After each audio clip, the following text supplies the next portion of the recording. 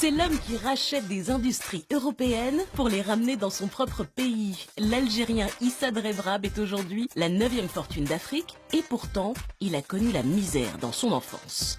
Il en a tiré une force qui lui a permis de fonder un empire industriel. Son nouveau terrain de jeu, c'est l'Afrique subsaharienne avec l'Éthiopie ou encore son projet de chemin de fer géant pour relier l'Algérie à la Zambie. Rencontre avec un homme de 72 ans qui n'est pas prêt de prendre sa retraite. Issa Drebrab, bonjour. Bonjour, madame. Merci d'être avec nous. C'est un plaisir d'être avec vous. Je voudrais commencer par quelque chose qui m'a frappé. Parmi les dernières entreprises que vous avez rachetées, il y a Brandt, il y a également Aluminium Alas. Exact. Pourquoi racheter des entreprises européennes? Quelle est votre stratégie? C'est très simple. Nous avons, pendant plusieurs décennies, concentré nos investissements en Algérie jusqu'à 2013. Et puis, nous avons connu une croissance fulgurante les 15 dernières années depuis 1999. On est passé de 39 millions de dollars à près de 4 milliards de dollars. On faisait une croissance de 30% en moyenne par an. Puis, on est arrivé à un niveau où nous avons besoin de leviers de croissance pour notre pays. Et pour ça, il fallait y aller chercher cette croissance à l'extérieur, ramener la technologie, ramener aussi des marques et ramener un réseau de distribution à l'échelle mondiale. Pour créer des emplois en Algérie, tout en préservant les emplois dans les pays d'accueil. Nous avons préservé, par exemple, dans le cas de Brandt, nous avons préservé plus d'1 millier d'emplois en France. Brandt pour qui une était société en difficulté, que qui vous avez était redressé. Pratiquement en faillite.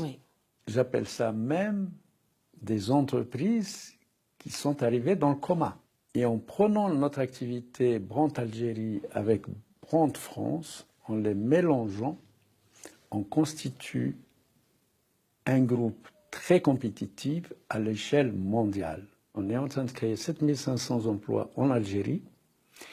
Nous sommes en train de construire l'une des méga-usines qui va produire 8 millions à 10 millions d'articles d'électroménager par an. Elle sera parmi les 3 plus grandes usines d'électroménager au monde. Oui, donc j'entends bien que c'est une stratégie à long terme, en fait, que vous avez mis en place. Absolument. Toute notre stratégie est à long terme. Il n'y a pas de secret.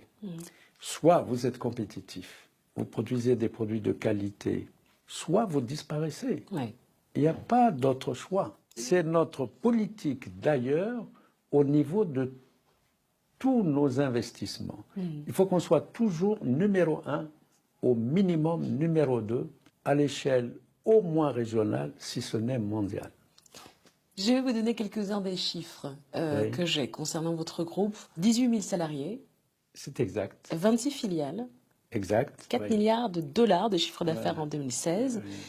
Comment est-ce qu'on gère le premier groupe privé d'Algérie? Ce n'est pas moi qui gère tout ça. C'est un travail d'équipe. Moi, je ne suis qu'un chef d'orchestre.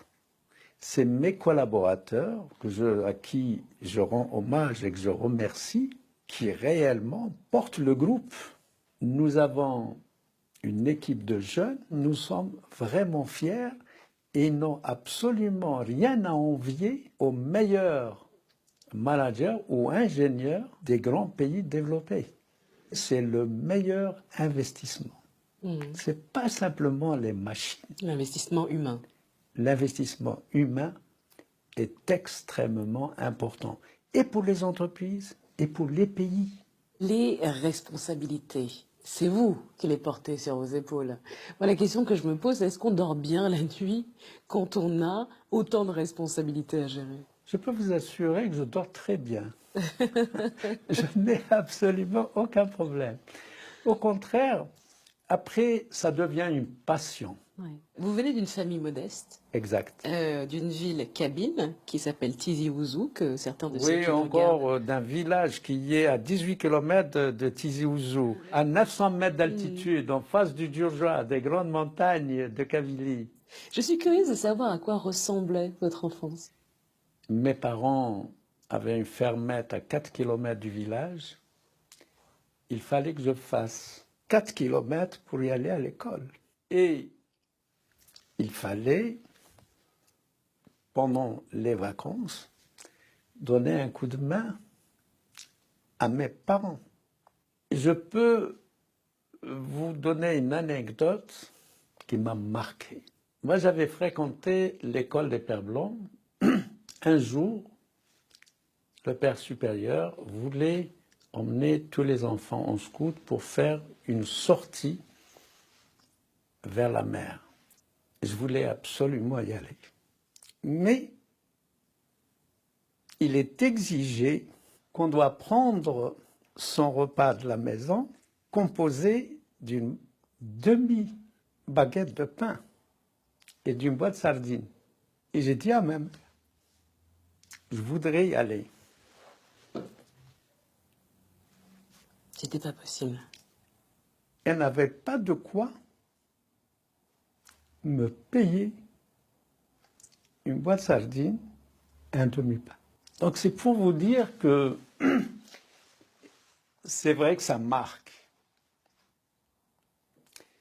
Et ça forge.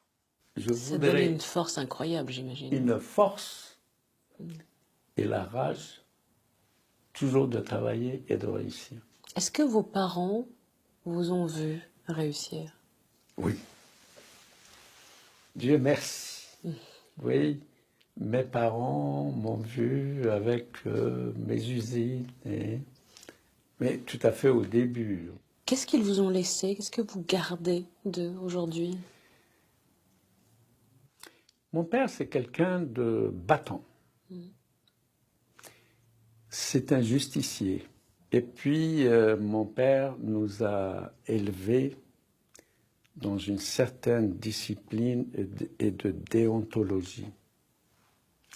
D'ailleurs, il me disait, marche droit, sois intègre. Ta seule et unique défense dans ce bas monde, c'est ton intégrité. Mes parents m'ont... La grande richesse qu'ils m'ont donnée, c'est l'éducation. Aujourd'hui, votre groupe est présent sur tous les continents. Oui. Si vous deviez définir la méthode Rebrab, ce serait quoi? Qu'est-ce qui fait votre succès, à votre avis?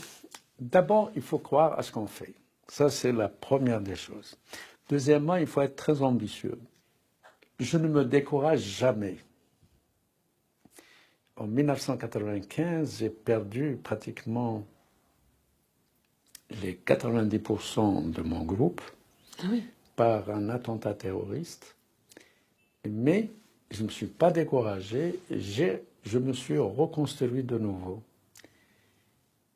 Et aussi, je réinvestissais la quasi-totalité tout le temps. On réinvestit tout le temps. Et puis maintenant, nous investissons dans les dernières technologies, taille mondiale, parce que c'est le seul et unique moyen pour être compétitif. Et nous investissons dans la formation des femmes et des hommes. C'est ce qui constitue la richesse du groupe. Ce que je note tout de même dans votre parcours, c'est qu'il y a très peu d'investissements en Afrique subsaharienne. Est-ce que c'est une zone qui ne vous intéresse pas ou qui est trop risquée pour vous? Non, pas du tout. Écoutez, c'est très simple.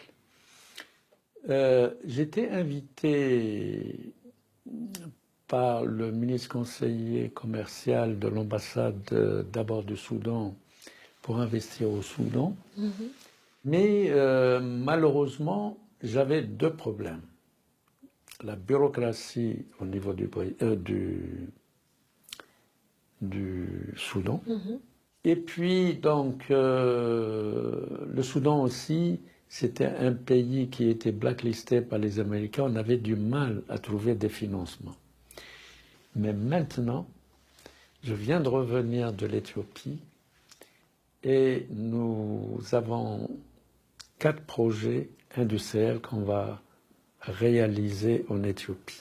Vous savez que Nous avons fait passer l'Algérie du stade importateur au stade exportateur dans le secteur de l'agroalimentaire sucre, dans les huiles végétales, dans les margarines à gaz végétal. Aujourd'hui, c'est vital. Nous sommes exportateurs dans plus de 28 pays différents de sucre. Et nous voulons faire la même chose pour l'Éthiopie. Vous disiez vouloir prendre votre retraite à 70 ans. Oui. Vous avez 72 ans aujourd'hui. Oui. Donc vous avez renoncé à prendre votre retraite? Absolument. Je ne pense pas que je prendrai ma retraite, sincèrement.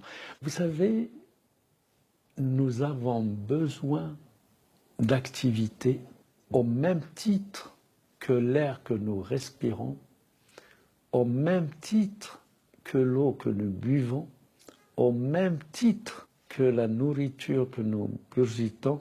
Nous avons besoin d'être constamment en activité. Oui. J'aimerais vous demander une dernière chose avant de nous quitter. Oui. Est-ce que vous pourriez adresser un mot, votre message personnel, à nos téléspectateurs et notamment aux plus jeunes d'entre eux? C'est à vous, la caméra se trouve juste là. Soyez ambitieux, croyez en vous-même, n'ayez pas peur de l'échec. L'échec doit vous servir d'un tremplin.